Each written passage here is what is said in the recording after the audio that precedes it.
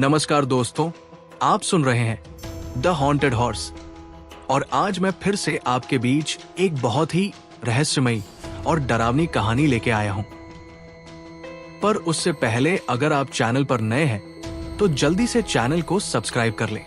तो बढ़ते हैं अपनी कहानी की तरफ। ये घटना जो मैं आप लोगों को बताने जा रहा हूं, ये घटना 19 साल पहले की है। मेरे पिताजी का स्थानांतरण दिल्ली में हुआ था। यहाँ आने के बाद मेरे पिताजी ने पूर्वी दिल्ली के वेलकम इलाके में एक मकान किराए पर ले लिया था। नई जगह में जिंदगी सामान्य करने में थोड़ा वक्त लगा, मगर समय के साथ सब सामान्य हो गया। उस समय वहां एक तांत्रिक बहुत जाना माना जाता था, जिसे लोग माली जी कहा करते थे। मोहल्ला छोटा होने की वजह से उसने कम समय में काफी नाम कमा लिया था। उस वक्त लोगों में साक्षरता की कमी के कारण लोग डॉक्टर से पहले उसके पास ही जाना पसंद करते थे। लोग उसके पास अपनी परेशानी लेकर जाते थे और ठीक भी हो जाते थे। उसका धंधा काफी अच्छा चल रहा था। धीरे धीरे उसकी ख्याति पहुंचते हुए मेरी दादी की पास भी पहुंची। उन्होंने भी उसके द्वारा किए गए काम को देखने की इच्छा जताई। उस मोहल्ले में एक दिन पड़ोस में किसी औरत को किसी ऊपरी हवा की आमद हुई।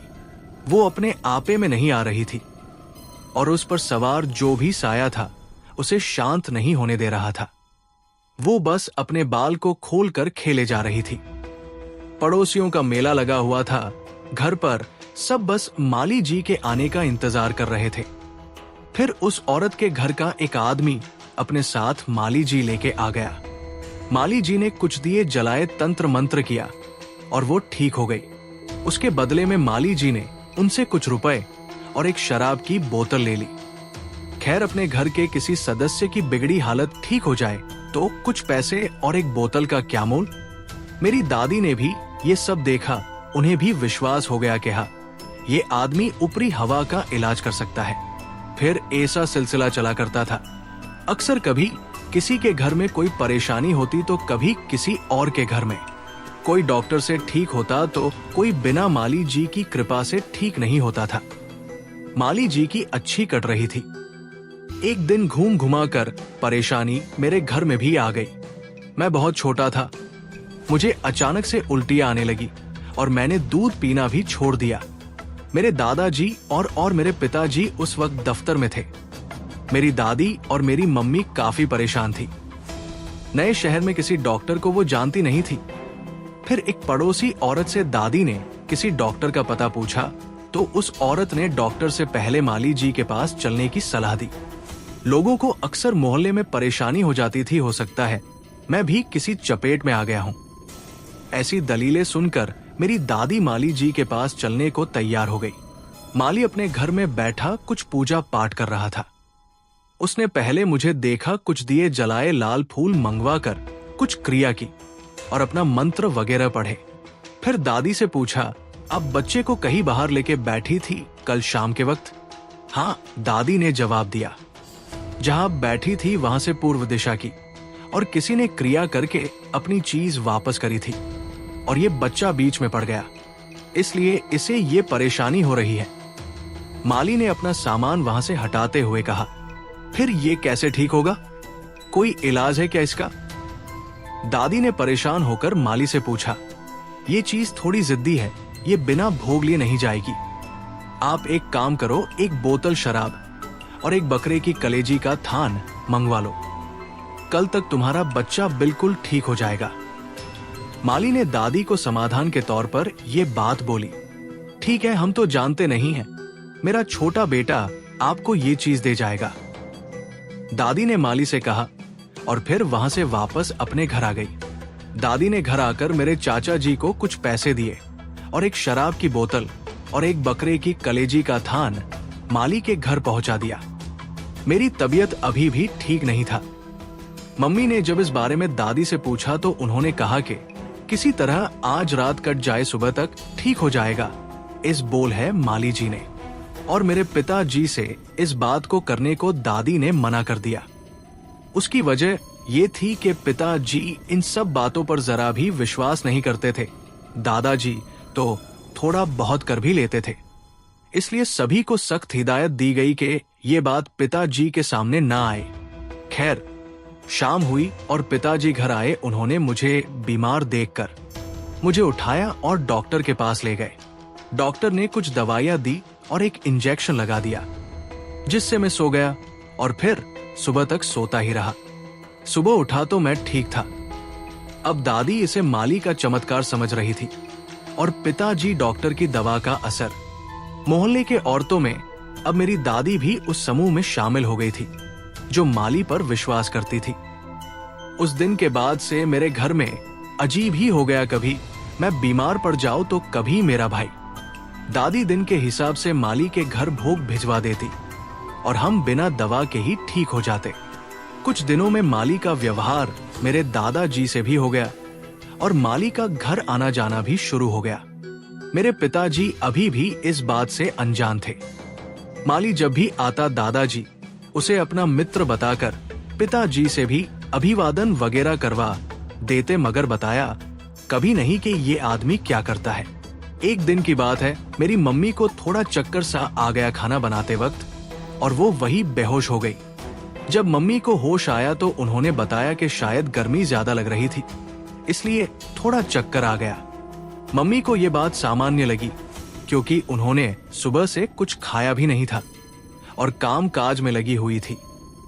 मगर दादी ने इसे कुछ ऊपरी बला समझा और माली से इस बारे में बात करने की ठान ली। ये बात उन्होंने दादाजी को बताई। दादाजी ने भी सोचा शायद कोई बात हो, क्योंकि दोनों में से किसी को नहीं पता था कि मम्मी ने सुबह से कुछ नहीं खाया था। उन्हें लगा कि अचानक इस तरह बेहोशी आना कोई मामूली बात नहीं है।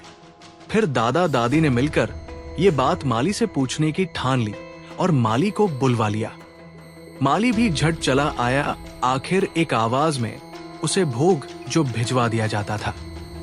खैर, माली आया और दादी ने उसे बात बता दी। माली ने कुछ देर सोचा और हाथ में कुछ लांग लेकर कुछ करने लगा, जैसे लांग को लोंग से गिन रहा हो। कुछ देर बाद उसने बताया कि मम्मी के ऊपर किसी देवी की छाया है और वो सवार होकर खेलना चाहती है। दादी ने कहा कि वो तो अभी बहुत छोटी है, अभी से कैसे कोई देवी उस पर आ सकती है। माता जी, ये तो देवी की महिमा है, न जाने कब किस पर दयाल हो जाए। अगर उन्हें रोका गया तो शायद वो आपके परिवार को कष्ट देना शुरू कर दे। माली ने दादी की बात का उत्तर इस तर्क के साथ डराते हुए दिया। अब दादा दादी के पास कोई और चारा न बचा। उन्होंने माली के कहे अनुसार पूजा करवाने का मन बना लिया। लेकिन अगले दिन रविवार था और पिताजी उपस्थिति में ये मुश्किल ही था, इसलिए पूजा सोमवार को रखी गई। दादी को भी यही लगा कि शायद इसलिए बच्चे बार बार बीमार हो जाते हैं, क्योंकि देवी आना चाहती है। पूजा में इस्तेमाल होने वाले सामान का बंदोबस्त दादाजी ने कर दिया। माली जी का आगमन हुआ। उन्होंने अपना पूजा पाठ का सारा सामान सजाकर पूरा माहौल तैयार कर लिया था। फिर दादी ने मम्मी को बुलाया। ना चाहते हुए भी मम्मी को जाना पड़ा। आखिर सास ससुर की बात कोई बहू कैसे टाल सकती है। फिर माली ने कुछ दिए जलाए और लाल फूल और कोयले की आग में कुछ लोबान और घी गुड़ डालकर कुछ मंत्र पढ़ने शुरू किए और दादा दादी को भी बोल के मन माता का आवाहन करो सो दादा दादी करने लगे। कुछ देर बाद मम्मी पर कोई सवारी आई और जय जय गूंजने लगी। काफी प्रचंडता के साथ मम्मी पर उस सवारी का असर था। खेलते खेलते हाथों की चूड़ियां टूटकर हाथों में कई जगह लगी गई और खून निकलने लगा। दोनों हाथ लहूलुहान हो गए। इसी प्रचंडता देखकर दादा दादी पेट के बल लेट गए और श्रद्धा से प्रचंडता की जगह सौम्य रूप की प्रार्थना करने लगे। फिर माली ने कुछ मंत्र बुदबुदाते हुए लोटे में रखे पानी को हाथ में लिए और मम्मी के ऊपर फेंक दिया। इससे खेलना रुक गया और मम्मी एकदम से पीछे गिर गई।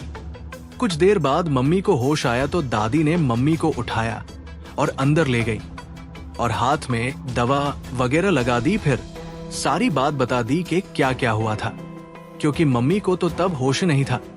इधर माली ने दादाजी से कहा कि अब तो आपको घबराने की कोई बात नहीं है, अब तो देवी स्वयं आ गई है आप लोगों की रक्षा के लिए। दादाजी ने अन्य मिजाज से इस बात को स्वीकार किया और माली को विदा कर दिया। दादा दादी इस बात को लेकर परेशान थे कि अगर इसी तरह हर बार सवारी आई तो बहू को बहुत कष्ट होगा। हमारे परिवार में तो कोई कुल देवी भी नहीं, तो फिर ये सवारी कैसे आ गई? शाम को जब पिताजी घर आए तो उन्होंने मम्मी के हाथों में चोट के निशान देखे और फिर दादी ने सारी बात पिताजी को बता दी। पिताजी काफी नाराज हुए कि ये कौन सी मुसीबत हाथ लग गई। माली के विषय में तो ये कहा कि वो अगर दोबारा घर में आया तो उसकी टांगे हाथ में दे दूंगा। उस दिन के बाद से घर में अलग ही माहौल हो गया। सोमवार को मम्मी पर सवारी आने लगी और शांत करने के लिए माली को बुलाया जाता और माली की अच्छी खासी दावत का इंतजाम हो जाता। मम्मी को जो चोट लगे वो अलग।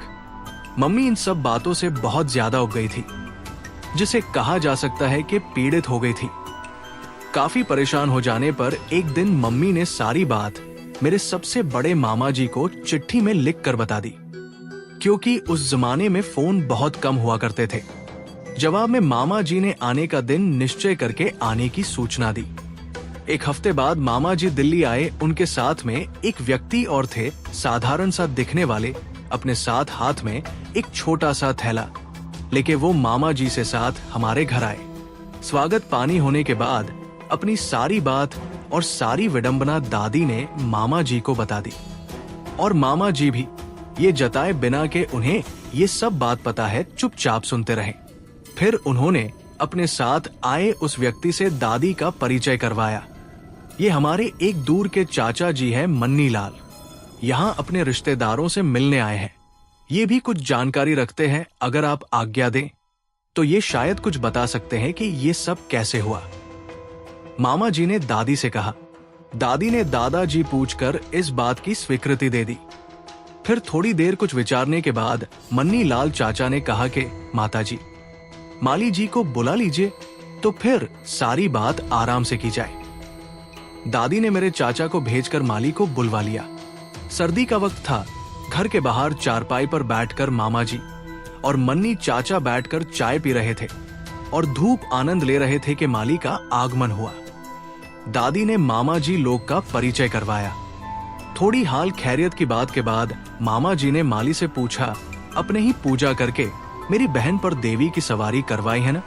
हाँ, पूजा तो मैंने ही की थी, मगर देवी खुद आना चाहती थी। माली से जवाब दिया। कौन सी देवी है वो? मन्नी लाल चाचा ने सवाल किया। ये तो आप खुद ही पूछ लीजिए, कोई आपके परिवार की होंगी। माली ने दादाजी तरफ देखकर कहा। दादाजी ने जवाब दिया, हमारे परिवार में तो कोई कुल देवी नहीं है, तो फिर कोई और होंगी बचपन में जिनका दर्शन हुआ होगा। माली ने कहा, यहाँ उसका तात्पर्य चेचक से था। उसे भी देवी का दर्शन कहा जाता है और ये भी कहा जाता है कि जिस देवी का दर्शन विकट रूप से होता है उनकी कृपा भी उसी तरह होती है और कभी कभी उस देवी की सवारी भी आने लगती है। यही बात माली भी समझाने की कोशिश कर रहा था। इसे तो बचपन में भी कभी कोई दर्शन नहीं हुआ। मेरे मामा जी ने जवाब दिया, तो फिर देवी से ही पूछ लेते हैं ना, मैं मनाऊंगा तो वो अभी खेलने लगेंगी। माली ने खुद को फंसता देख इस तरह डराने की कोशिश की। ठीक है, चलिए ऐसा ही किया जाए। आखिर वो देवी है कौन सी जो ऐसे परेशान कर रही हैं? मन्नी चाचा ने माली से कहा। ठीक है, आइए, लेकिन डरना मत, माली ने होशियार किया। मन्नी चाचा ने हंसते हुए कहा, अगर डर भी गए तो आप है ना। इतना कहकर माली उठ गया और अंदर जाते जाते बोल, तो फिर आइए ना। मन्नी चाचा ने कहा कि आप चलिए, जब सवारी आ जाए तो हम भी अंदर आ जाएंगे। माली फिर अंदर गया। लाल फूल मंगवाए दिए मंगवाए और तैयार होकर बैठ गया। दादी के कहने पर मम्मी भी आकर बैठ गई और मामा जी भी, मगर मन्नी चाचा बाहर ही बैठे रहे। माली ने मंत्र पढ़ने शुरू किए और दिया जलाने लगा, मगर दिए की बाती ने लोन नहीं पकड़ी। एक बाद माचिस की तिल्लियां जला जलाकर माली ने 3 माचिसें खाली कर दी, मगर दिया नहीं जला। अब माली के पसीने छूटने लगे। सर्दी में भी उसकी ये हालत हो रही थी, मगर उसका कोई मंत्र, कोई जोर नहीं चल रहा था। माली की समझ से बाहर था कि ये क्या हो रहा है। माली सब कुछ रख कर बैठकर कुछ मंत्र जाप कर रहा था कि मन्नी चाचा अंदर आए। क्या हुआ, देवी नहीं आई? मन्नी चाचा ने पूछा। पता नहीं क्या हुआ, शायद नाराज हो गई है। माली ने कहा, अब तुम्हारे बुलाने से देवी तो क्या एक आत्मा भी नहीं आ सकती बच्चे। मन्नी चाचा ने कहा, का क्या मतलब? माली ने लड़खड़ाती जुबान से पूछा। एक फूल और कपूर पर चलने वाली देवी को सिद्ध क्या कर लिया? तुम ओझा बनकर घूमने लगे। वो सब तो फिर भी ठीक था, मगर तुम जो यहां करने आए थे वो तो बहुत नीच कर्म है। मन्नी चाचा ने जवाब दिया।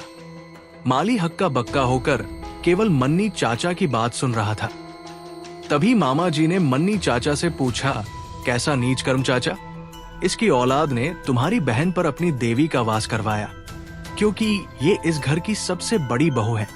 जब ये अपनी सास के बाद अपने कुल देवता की पूजा करती तो ये सारी पूजा इसकी देवी लेती, और इस देवी को नया कुल मिलता तो इसके ऊपर ज्यादा मेहरबान हो जाती, और ये नीच इस कुल के गुरु के रूप में पूजा जाता। और अगर इस बात से इस कुल के देवता नाराज हो जाते तो ये कुल यही रुक जाता। ये कमीना एक गुरु बनने के चक्कर में इस परिवार की पीढ़ी की जिंदगी बर्बाद कर देता। अब तू जहां से आया है वही चला जा। तेरा ये सारा नाटक आज के बाद नहीं चलेगा। अपनी देवी भी भूल जा।